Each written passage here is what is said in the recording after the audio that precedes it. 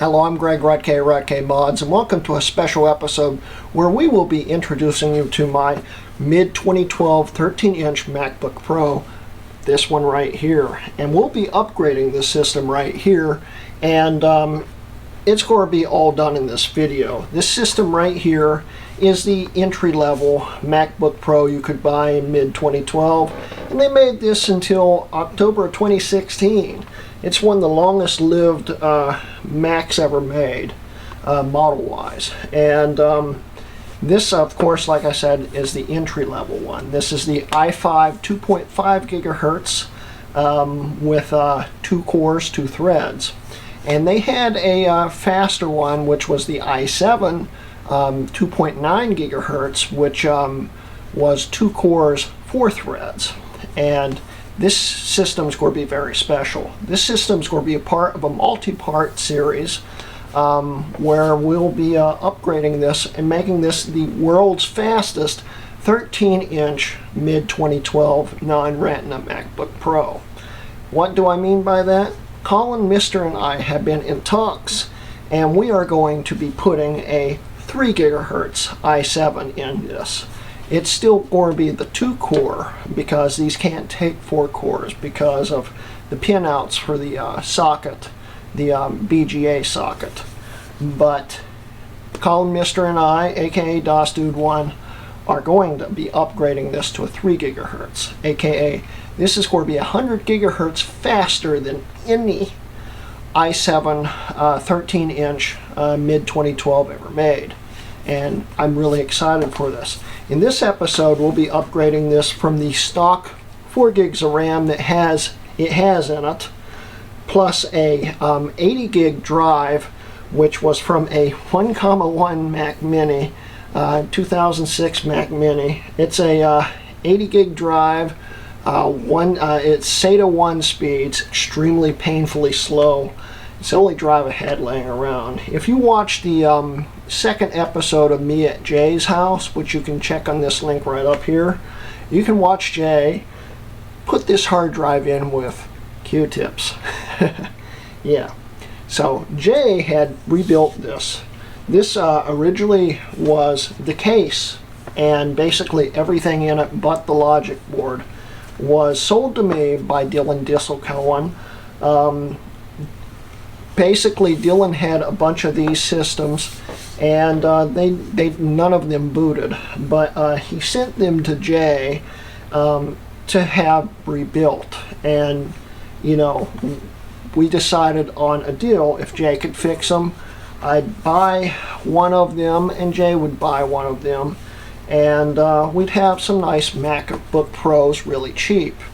And well, Jay couldn't fix mine. And this case is in actually pretty decent shape. The bottom's a little warped. Got a few dents in it.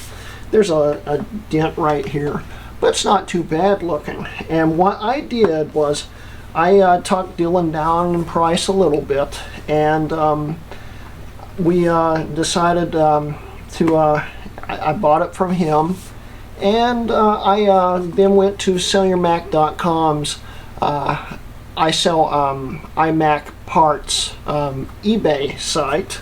They have a parts site on eBay, and they also sell Macs. But their parts site had another system, which I can show a picture right here.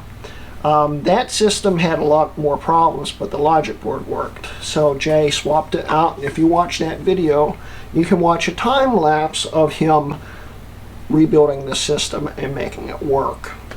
Well, in this episode, we're going to be going from 4 gigs of RAM to, let's see here, it's here somewhere, to 16 gigs of RAM right here. We're going to be getting rid of that horrible Mac Mini hard drive that's held in with Q-tips, and I've got brackets for it now, so we don't need Q-tips. We're going to be replacing that hard drive with a 1 terabyte Samsung 860 EVO here, nice SSD, and even though I love having optical drives in any of my systems, every single system I own has an optical drive, and yes, I do use optical drives every day still, okay? But I got used to using my first MacBook. I got used to using it because this drive jams. I couldn't get disks in and out of it. So I decided, you know, I used to not be able to use drives in it, and now it looks like it got chewed up. Yeah, it's been beat. And then I ended up moving to this system here, my mid-2010, and well, I need storage more than I do optical drives. And to fix that problem, I do have this optical drive right here, which I got for like $4 from Goodwill. It's a DVD burner and all that stuff, so when I need an optical drive, I can carry this with me. We're replacing the optical drive with one of these. This right here is a optical to a hard drive adapter, and it will be allowing me to install this 2 terabyte Seagate hard drive here for storage. And basically what we're going to do is start step 1 of making this the world's fastest 13-inch mid-2012 MacBook Pro. And basically this is going to be my on-the-road editing rig when I need to edit. It still won't be super fast because it's got Intel integrated graphics in it, HD 4000, but it's Mojave compatible, and it's still the very last of the expandable MacBook Pros ever sold, and we're going to be expanding the heck out of it. I'm looking forward to it, and you know, I'm sure you guys are going to be really excited to watch part 2, which Collin Mistr will be filming himself when he's doing the BGA swap to install that i7 into this system. But in today's episode, we're going to give you a time-lapse video of it booting up, and then we're going to show you the results of all the benchmarks I've already ran on it. Then we're going to take it apart, upgrade it, and then rerun all the benchmarks. And I'll probably be restoring my backup from my mid-2010 MacBook to do that. But other than that, you know, that's basically it for the intro here. And let's get to it.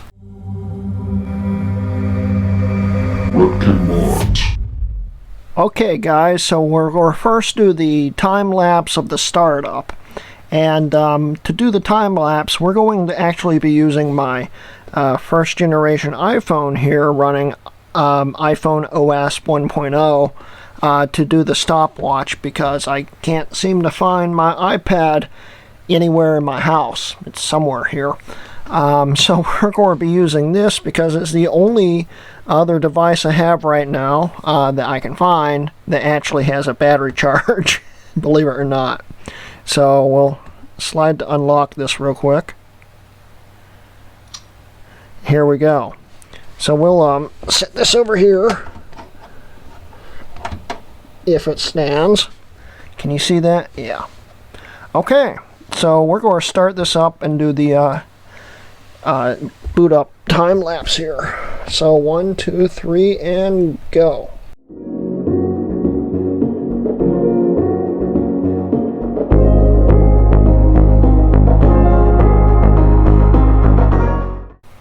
So as you can tell by now, I have essentially made the world's slowest 13-inch MacBook Pro mid-2012 model with this hard drive. It's still booting into Mojave. It's running Mojave 10.14.2. And, oh, we're getting close. But we're still not there yet. Okay, we're booted to the desktop. I'm not really sure if it's totally booted, but let's say it stopped around 1 minute 45. Okay, that's the boot speed right now. This is just a very bare bones copy of Mojave, by the way. So there's really nothing on here. I haven't put a lot on here other than like Geekbench, and that's about it. So yeah, it's painfully slow. So what we're going to do next is I'm going to show you the benchmarks of what it had before the upgrade, and I'm also going to show you what the current hardware specs are. So let's get to it. So first off, I apologize that I'm filming the screen. It's the easiest way to do this quickly. So we'll go to About This Mac. We'll just show you the quick specs here. And we've got 2.5 gigahertz i5, 4 gigs of DDR3, and that's about it. The storage, of course, is the world's slowest hard drive on Earth. That's so slow that it even takes a while to figure out what it's doing. Yeah, like I said, this was the only thing I had laying around at the time, and I wanted to get the thing running. So anyway, let's show you the disk speed tests. Now, I ran this for like 40 minutes. It never finished. I don't know if this test ever actually finishes. So when I took the screenshot, it actually reset a lot of the things. So I'm really not sure what the score is. So I took 2 screenshots after I ran it again.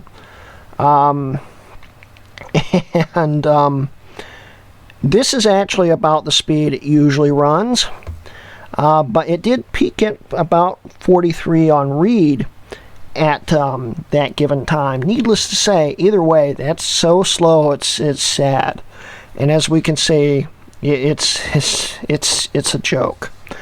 So anyway, yeah, you got that. And then for the other benchmarks for Geekbench and stuff, I actually did not take screenshots of that, but I can bring them up in the browser, which I will do really quick. I'll be right back. Okay, so here are the Geekbench 4 results. As we can see here, we got the single core 3231, multi-core score of 6208. And we're going to go into more detail about this when we rerun the benchmarks after the upgrade. But we got Geekbench 4 here, and I always run Geekbench 3 too. So let's go over to Geekbench 3 here, and here are the Geekbench 3 scores, and we'll go into more detail about that after the fact. But right now, let's get into upgrading the system. Okay, so before we get into upgrading the system, let's quickly look over the case here. Just a normal old aluminum case here. Nothing too special here, just some dents, little bends. It is not actually scratched. That's some kind of weird scuff there. Rubbed right off there. But, you know, it's in pretty fair shape considering. There's no major damage on the corners or anything like that, as we can see here. And I never fully cleaned it. We'll wipe it down before the end of the video. But as we can see here, it looks really good. This was a beautiful case. If you look at the right angle, you can see a little dent there, but that's really the only major case damage on it. The rest of it is just like pretty nice looking. So anyway, I am going to pull out my tools here, and we're going to pop it open. Okay, so let's start up the time lapse.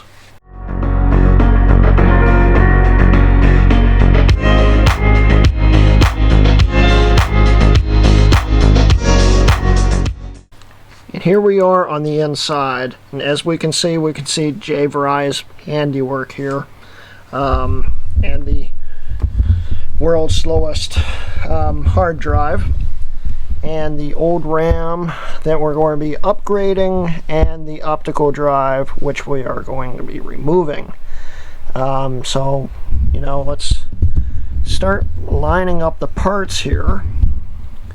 What we're going to be putting in, I'll open all these up.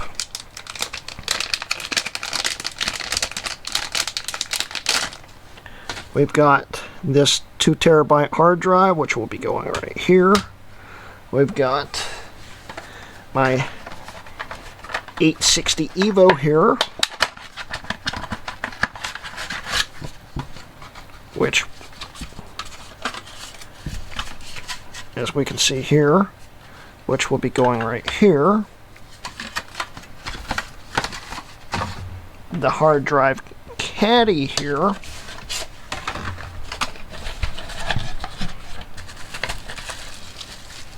Which even comes with a faceplate if you're putting this in a regular non-slot loading system. Of course, it's just a dummy faceplate, but you know, it completes the look of your laptop if you have a PC. But this is the caddy right here. It comes with all the tools you would need to put it together and stuff. Pretty neat little assembly here. So that's going to be cool. Then we've got the rip jaws here. 16 gigs of 1600 DDR3L, which I can't get to open. There we go. So we'll pull that out. One. And two. That's what it looks like right there. So we'll put that box to the side. Then finally, we've got the brackets. The brackets apparently are already in the thing, but we didn't have the screws. I didn't know the brackets were in it until after I ordered them. And then I pried the thing open a few days later, found out the brackets were in it. So we'll just be using the studs right here, as we can see right there. So yeah, let's get on with the time lapse on upgrading.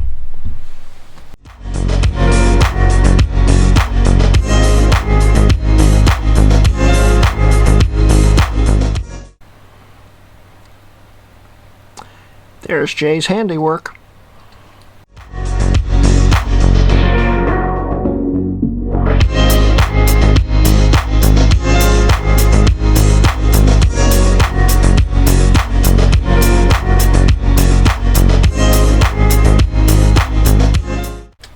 There's the optical drive assembly right there. We've got to take, I don't know if we really have to take a lot off of here.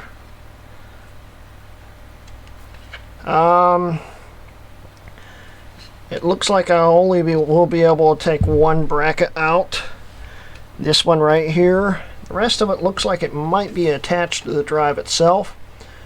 So it's not going to be really secure, but it will still work. So let's get to assembling the hard drive adapter here.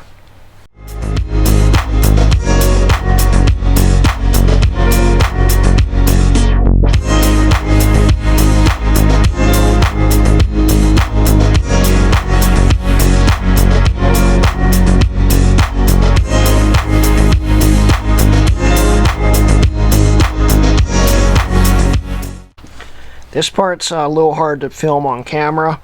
I'm basically just doing the reverse, so I'm doing the reverse. I'll be right back.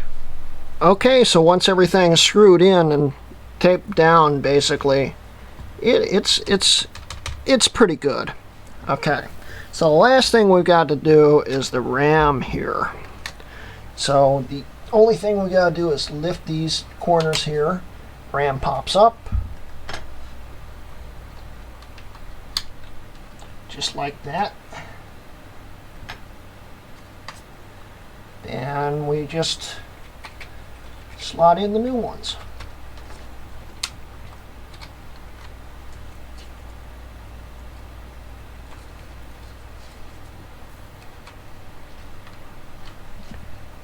And we are fully upgraded here.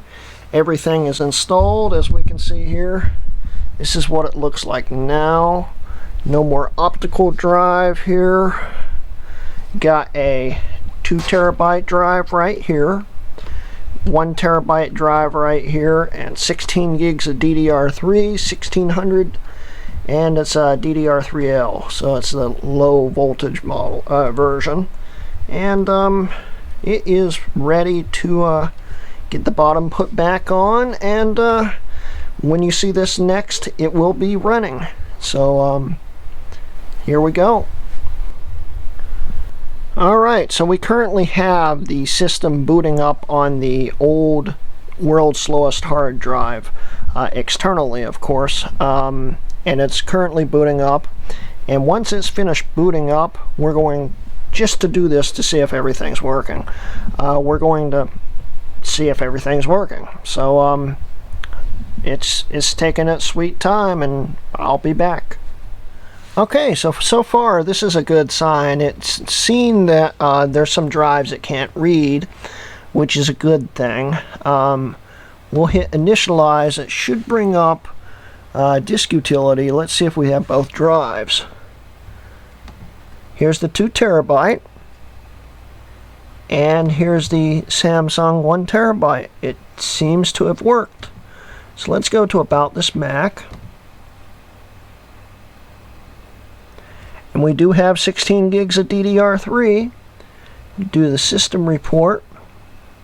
See if we can get some more detail about these drives. Of course, it wouldn't be under ATA. Here we go. So here's the 2 terabyte drive plugged into the optical drive bay. And here's the Samsung 860 EVO. So now I am going to wipe the whole system, format all the drives, put a new fresh copy of Mojave on it, and rerun all the benchmarks. So I will see you guys in, well, it's going to be hours for me, so this might be later in the day for me, but I'll see you guys then. Alright, so I've put everything back on this. In fact, it's all the stuff that was from my white MacBook here. And basically, it's got a very clogged up operating system on it now. It's a complete transfer from that system. It's not it is still a fresh install, but it's got a lot more stuff, processes running and stuff, and all this stuff. It's not a clean install, but you're still going to be amazed how fast this thing runs. Now that everything's running on it, it should be great. So, oops. So what we're going to do is we're just going to start it up and see how long it takes to boot up. So let's get to it.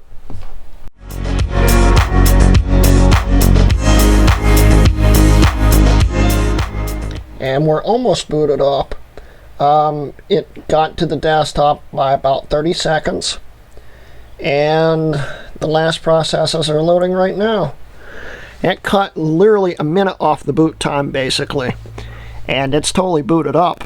That's a big difference. So anyway, I've already run the benchmarks once, but I'm going to show you the results to those compared to the originals, and I'm also going to show you in real time what the actual disk speeds are. So if you see here, this is the original speeds we had here. Like I said, I really don't know which one's which, because this is about the normal it was running, and this is the times it was running during that other test I ran. So we'll say it reads and writes at 3843, okay, as you can see here.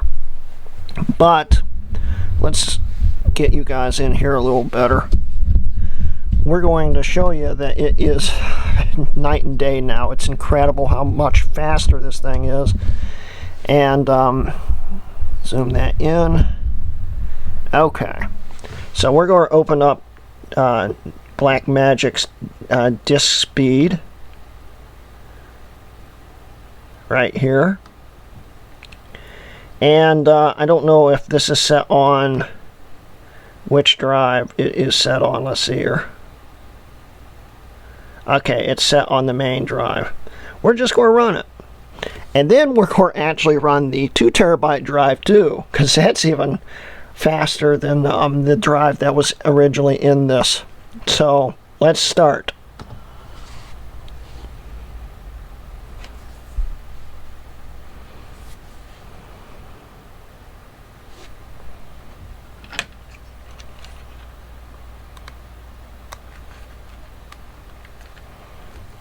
that's the speeds we're getting, 485 and 518, roughly. That's about the average speeds there. And as we can see, it can basically do all this video editing now except for like 2K and stuff, but that's not a big deal. I do 1080p 60 usually. And compare that to this, it's a big difference. But this is also a big difference. Let's change the target drive. We'll do that drive, hit open, and let's try again. This is the storage drive. It's running at basically the top speed a mechanical hard drive will run at. But the other drive, of course, was also a mechanical hard drive. This thing is just a piece of garbage. But that shows you how big of a difference this thing has gone from. So I'm really excited about that. So the last thing we're going to do is we're going to show you the benchmark results for Geekbench. Geekbench 4, I'm just going to spoil it right now, isn't much of a difference because Geekbench 4 is more based on CPU than RAM, but Geekbench 3 is more based on RAM. And since we only basically upgraded the RAM, that's the only thing that will make a big difference. So 1 second while I bring that up. Okay, so we're going to start off with the Geekbench 4 results, and as we can see, it really didn't make any difference whatsoever. It's negligible, but you know, we can see the differences we had here, and most of the things is really, there's no difference really. Of course, this is the upgraded one. We do see it did get better performance results on memory, but that's kind of a duh. But other than that, it really didn't do anything. But when we get to the Geekbench 3, we went from a single core score of 2835 right here to 2897, and a multi-core of 5721 to 6003. Big difference in considering all that. And I'm also going to show you these results again in, I guess it's going to be part 3 of this after I get it back from Collin Mistr. But as we can see, it is a big difference. The memory really did help the performance on this benchmark here. And I'm really excited about this system. This system is nicely set up. I can't complain about it at all. As we can see here, all the setups and all that stuff. Let's wrong button. Let's quickly show you the RAM, because I didn't show you that earlier. Memory. We can see both 8 gig modules right here, and it's working. And basically that's about it for the video. This is the end of part 1. Part 2 you will be seeing, it will be Collin Mistr's video, aka Pt.1. Man, I'm getting a little tongue tied right now. Yeah, it's going to be Collin Mistr / Pt.1's video when he'll be upgrading this from an i5 to an i7 3 gigahertz dual core 4-thread. I'm really excited to see all his results and stuff on that. He'll probably run the benchmark himself. I'll have these on here pre-activated for him, all set up for him. Will be really exciting. And that's basically it for the video. Thank you guys for watching. Basically, I know I haven't been around a whole lot uploading and stuff. There's been a lot of things going on in my family life, and also with school and stuff, so I haven't had time. But there will be more videos coming very soon, and I thought this was a great way to get everything kicked off. Sorry, I'm getting tongue-tied again. I thought this would be a great way to get everything kicked off again and show something a little different than I've been doing. The Mac Pro series is coming back very soon. In fact, I'm working on that video right now. that's coming up, and the PowerPC series is coming back. The G5 Quad is still on the way, and I've been working on that video for a while now. But yeah, it's coming. Look forward to that.